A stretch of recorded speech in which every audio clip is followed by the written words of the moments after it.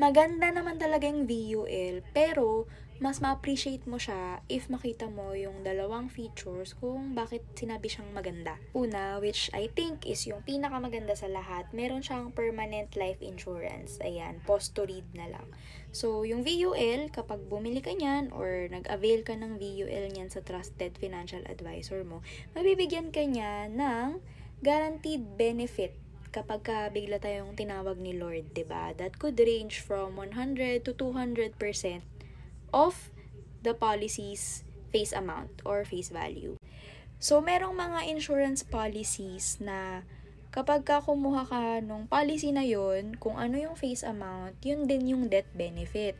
Pero if ang mapili mong VUL product ay yung merong 200%, ibig sabihin, doble yung death benefit na makukuha mo dapat. Kasi yun nga yung napili mo yung may 200.